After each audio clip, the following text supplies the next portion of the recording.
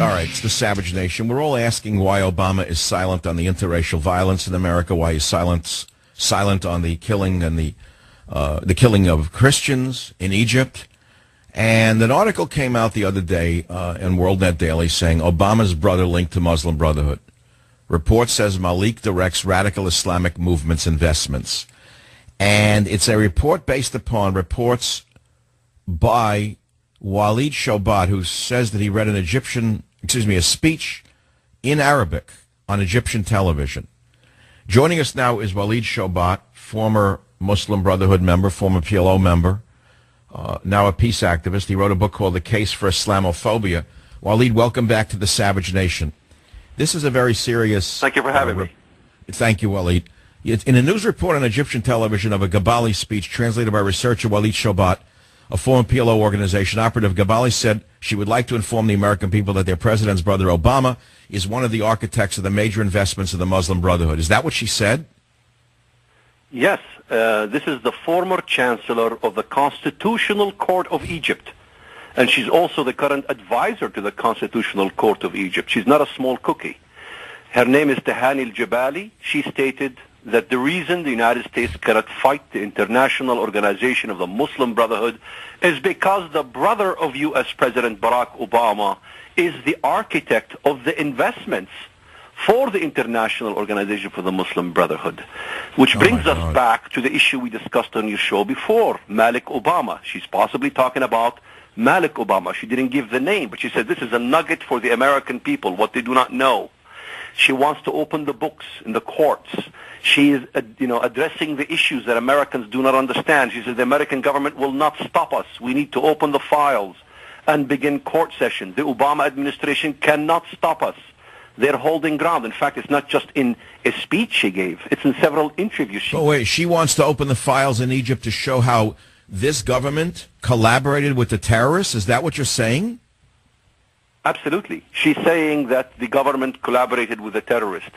You look at Benghazi, things that you've never heard in this country. It's all over, circulates the Middle East. In the Benghazi case, even there is a docket number 3790 against Morsi for involvement with terrorism in Libya and Egypt. In fact, even the Libyan government states that Mohammed Morsi was involved in Benghazi. When you look at what the Americans are charging regarding Benghazi, there's only one Libyan, Khattala, a small fry. They're not addressing any of the Egyptian operatives. It was the case in Nasser City terror cell that was busted in Egypt, in which a Libyan was killed. His name, by Reuters, was linked to the case in Benghazi. But Walid, I believe every word you say, by the way, but what you're saying tonight is more shocking than anything you've ever said before. You are saying that Obama's half-brother, Malik Obama, is what, a member of the Muslim Brotherhood, or what?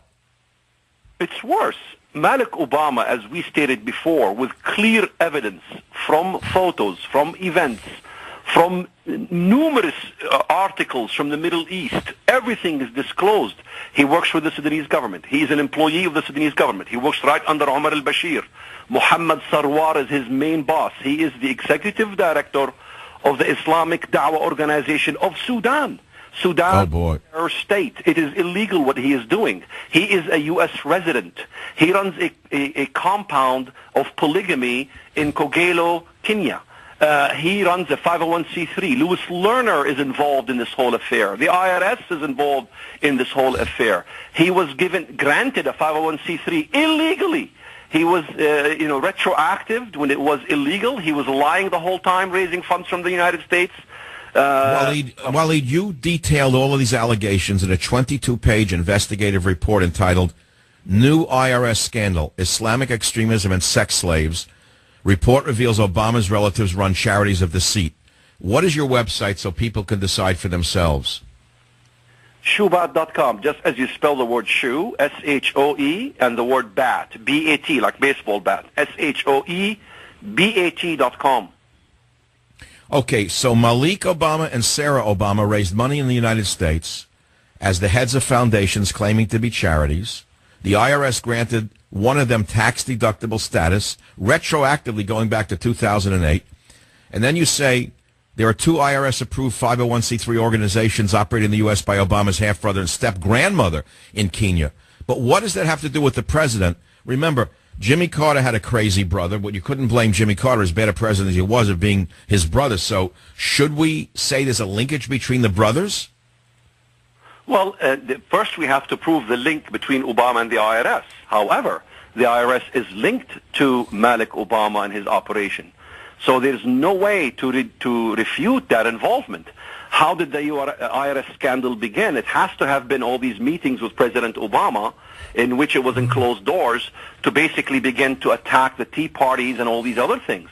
So that whole issue is involved. Hussein Obama, the president, is very close, tightly knit with the family.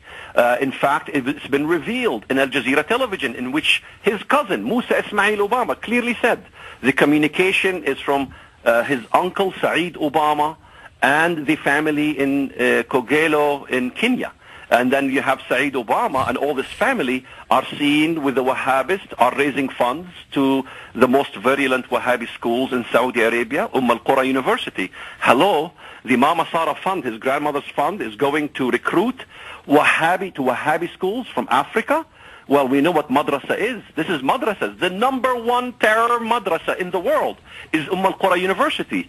It was founded by Muhammad Abdul Wahhab, the founder and the godfather of Wahhabism. We're talking about a serious issue here. We're talking about Sudan, and his brother Malik Obama is an employee of Sudan, executive director of the Islamic Dawah organization. You know, you have Omar al-Bashir wanted on 7 counts in the International Criminal Court, talking about Syria. Okay, but I hear you, and I don't deny it, but let's start from the top. Is Obama his brother's keeper? Are there legitimate links between the president and his renegade brother? Is it fair to draw conclusions about Obama from what his brother does or doesn't do? Well, absolutely yes, because the president is responsible for what happens in the IRS scandal. He's responsible, especially when he's always meeting with his brother in the White House. How did he get his residency? How is he getting the IRS status? How is he getting all these favors illegally? It had to have been President Obama.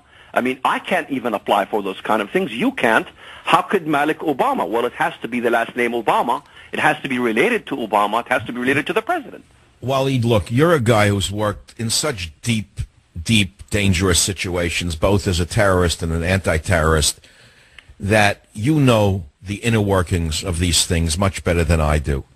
I'm simply kind of almost an ingenue when it comes to these things. I can only imagine what you've had to live through, but I do watch an awful lot of television. When I watch the TV show Homeland, have you ever seen that show about a former U.S. congressman who had been brainwashed and converted to Islam secretly and becomes a congressman, and he's really working for the other side? Are you implying that that's what we have here? Well, we have to look at Obama's allegiances. We have to look at what's happening. Americans need to see what's happening. Libya is gone, amok. You have Egypt with President Obama supporting the Muslim Brotherhood, going to Egypt and giving a historic speech in support even of the Muslim Brotherhood when he went there, wanting them to be part of the electorate process because it's part of democracy, We see the Syrian situation in which the Free Syrian Army are carrying out massacres. We see the situation in Egypt. The entire Middle East is in chaos. It is definitely Obama's full support to the Islamist cause. So Obama is supporting the Islamist cause in the Middle East. It's very obvious. He has a brother named George Obama. He doesn't even care about George Obama. In fact, even in the documentary, nobody even disclosed why he doesn't care about George Obama. The truth is, George Obama, his mother is Otieno.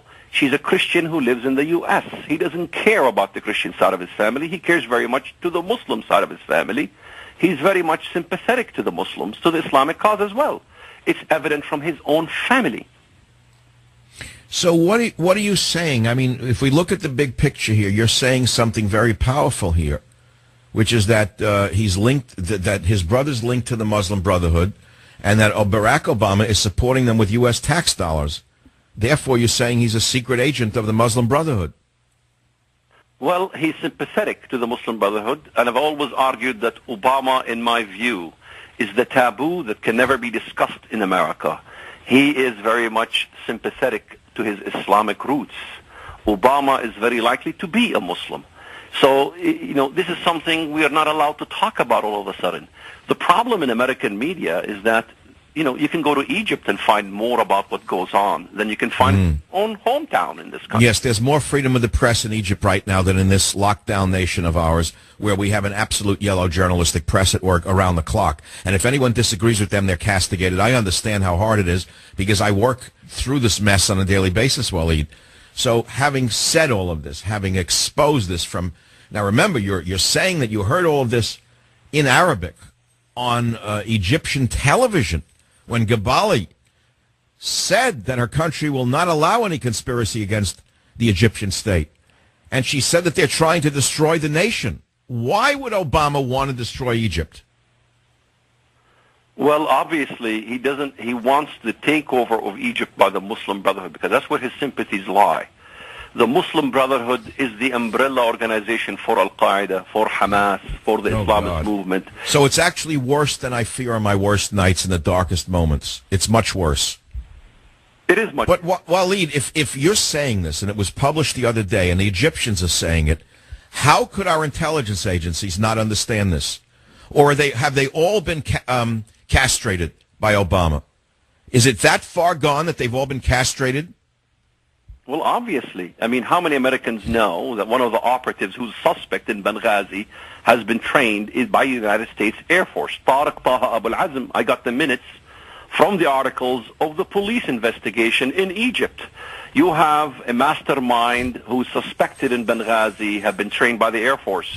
Hello, this is very embarrassing to the Obama administration, embarrassing for the government. You had the same case before, Ali Muhammad. Who talks about him? Ali Muhammad was a CIA agent, a double agent working for Al-Qaeda. He was the first one to establish the Al-Qaeda manual. He was Egyptian, the same case as this Abu al-Azm. He was found, caught, guilty, sentenced but never tried but never sentenced. Hello, what happened to that man? Ali Muhammad. The same case. Well, Waleed, look, this is a major league expose, and I don't know, have you had much play with this in the media? Has anyone else had you on their show? Well, you're number one. You care. There's others who do care, but the major media doesn't care. However, even the case of Obama's brother, it was on CNN Arabic, but not CNN English. Can you understand that? CNN the Arabic talks about Obama's brother being linked to the Muslim Brotherhood, but CNN in English never mentions a word about it. So the media is controlled by the liberals, by the institution. They make us pay attention to what is happening in Syria so we can forget about what's happening in Egypt and in Benghazi.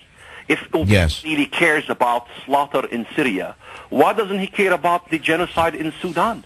There is a much bigger genocide in Sudan. Well, that's another topic, and I'd like to, when we come back from the break, Waleed, ask you your opinion on the alleged gas attack in Syria, whether it actually occurred, whether it's staged, and who actually may have released the gas, because I have no way to believe either side there. They're both so terrible. I'll be right back. We're speaking with Waleed Shoebat, former PLO member, former Muslim Brotherhood member, now a peace activist. His book is The Case for Islamophobia. His website is shoebat.com. I'll be right back. Join the Savage Nation.